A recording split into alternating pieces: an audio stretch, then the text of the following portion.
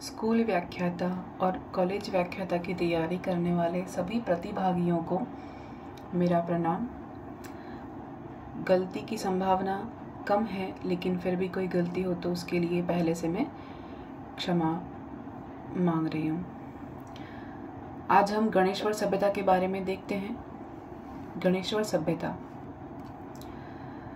यह सभ्यता नीम का थाना, जो पहले सीकर में था, अब नीम का थाना में है, स्थित है और कांतली नदी के किनारे पर स्थित है।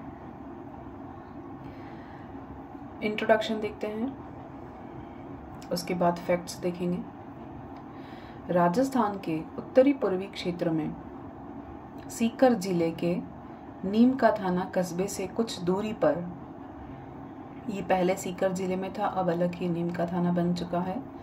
तो इस नीम का थाना जो है, वहाँ से कुछ दूरी पर गणेश्वर नामक स्थान पर कांतली नदी के किनारे एक टीले के उत्खनन से ताम्रयुगीन उपकरण जैसे कि कुल्हाड़े, तीर, भाले, सुइयां, चूड़ियां और आदि उपकरण बड़ी मात्रा में मिले हैं। भारत में किसी स्थान पर एक साथ इतने सारे ताम्र उपकरण मिले, वो पहली बार ऐसा हुआ है। प्रथम बार भारत में किसी स्थान पर एक साथ इतने ताम्र उपकरण मिले हैं। इनमें सबसे महत्वपूर्ण जो है वो मछली पकड़ने का कांटा, फरसे, बाणाग्र आदि प्रमुख उपकरण और ताम्र आभूषण हैं। इनमें 99% तांबा है। तांबे में किसी अन्य धातु का मिश्रण नहीं पाया जाना, इस बात का अनुमान लगाया जा सकता है कि उस समय तक मानव को तांबे में अन्य धातु का मिश्रण करके उपयोग में लेने का ज्ञान नहीं था।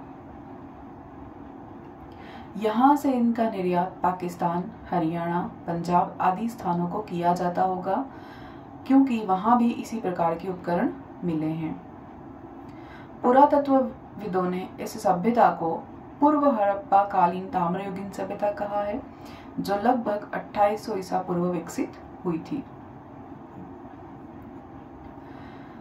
यह ताम्रयुगीन संस्कृतियों में सबसे प्राचीन सभ्यता है। गणेश्वर में श्री रतन चंद्र अग्रवाल, यानी इनको हम आरसी अग्रवाल भी कहते हैं, श्री विजय कुमार के निर्देशन में वर्ष 1977-78 में खुदाई की गई। गणेश्वर के टीले के उत्खनन और निकटवर्ती क्षेत्र में व्यापक सर्वेक्षण से ऐसे अनेक साक्ष्य और अवशेष प्राप्त हुए हैं जो भारत में ताम्रयुगीन सभ्यताओं की उत्पत्ति, विकास, प्रसार जैसी जटिल समस्याओं पर विस्तृत जानकारी देते हैं। श्री डीपी अग्रवाल ने कार्बन डेटिंग विधि और तुलनात्मक अध्ययन विधि के आधार पर इस स्थल पर पनपी ताम्रयुगीन सभ्यता का काल लगभग 2800 वर्ष ईसा पूर्व के लगभग निर्धारित किया है। ताम्रयुगीन सांस्कृतिक केंद्रों में से प्राप्त तिथियों में यह प्राचीनतम है, सबसे प्राचीनतम है। इस प्रकार गणेश्वर सभ्यता को निर्विवाद रूप से भारत में ताम्रयुगीन संस्कृतियों की जननी कहा जा सकता है। रिपीट कर रही हूं मैं। इसी प्रकार गणेश्वर सभ्यता को निर्विवाद रूप से भारत में ताम्रयुगीन संस्कृतियों की जननी कहा जाता है। गणेश्वर में उत्खनन के ताम्र आयुधों के साथ लघु पाषाण उपकरण भी प्राप्त हुए हैं, माइक्रोलिथ कहते हैं जिन्हें, जिससे यह ज्ञात होता है कि उस समय वहां मनुष्य भोजन संग्रही अवस्था में था, यानी भोजन को संग्रह करता था। मछली पकड़ने के कांटे मिलने से यह अनुमान मिला कि उस समय कांतली नदी में पर्याप्त जल था।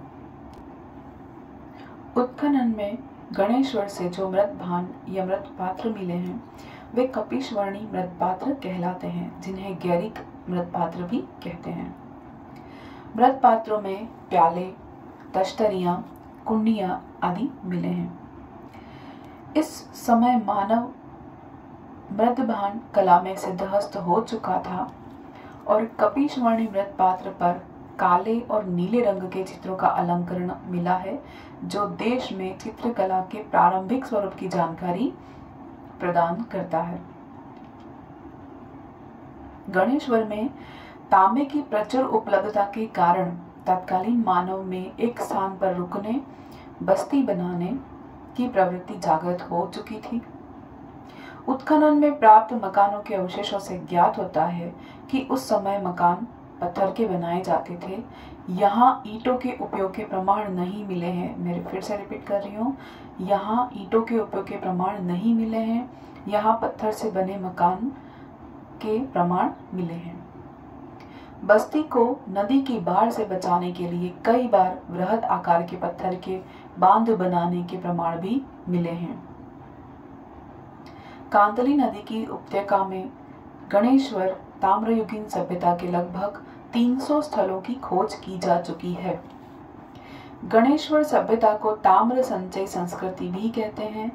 गणेश्वर के उत्खनन से प्राप्त दोहरी पेचदार शिरे वाली ताम्र पीन इसकी विशिष्टता है। ये इंपॉर्टेंट है, मैं फिर रिपीट कर रही हूँ। गणेश्वर के उत्खनन से क्या मिला है? दोहरी पेचदार शिरे वाली ताम्र पीन मिली है। इस प्रकार की जो पीन मिली है वो 3000 ईसा पूर्व पश्चिमी और मध्य एशिया में भी मिल चुकी है। संभवतः कहा जा सकता है कि गणेश्वर से ही इन पीनों का निर्यात वहां किया जाता होगा। गणेश्वर के उत्खनन से 2 प्रकार की संस्कृति के बर्तनों के अवशेष मिले हैं। पहला है पूर्व हड़प्पा कालीन संस्कृति के बर्तन, दूसरा है प्राचीन राजस्थान की संस्कृति और शिल्पकला के बर्तन। इन बर्तनों में मुख्यतः 6 प्रकार के, जैसे कि संग्रहण के मर्तबान, कलश, तसले, प्याले, ढक्कन और हांडी मिले। कई बर्तन जैसे कि चौरस, चक्रिक, छल्लेदार आकार के पाए गए।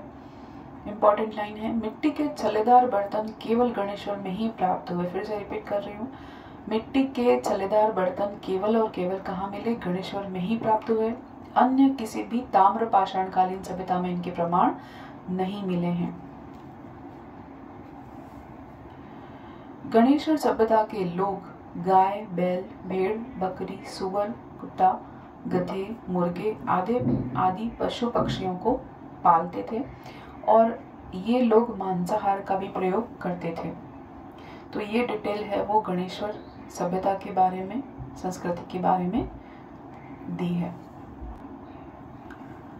रिटर्न नोट्स यहाँ पर जो लिखे हैं मैंने वही शॉर्ट नोट है जो इम्पोर्टेंट है और एग्जाम में पूछा जाता है, लेकिन हमें डिटेल में स्टडी करनी है। तो डिटेल में मैंने आपको जो बोला है, बोल के अभी बताया है, उससे आपको बार बार सुनना पड़ेगा, उसको बार बार सुनकर रिपीट करना पड़ेगा। रिपीट करते उसको अच्छे से याद करना पड़ेगा। एक बार समझ में नहीं आएंगे, 2 बार, 3 बार, 4 बार, बार बार उसको सुनने से वो दिमाग में फिक्स हो जाएगा।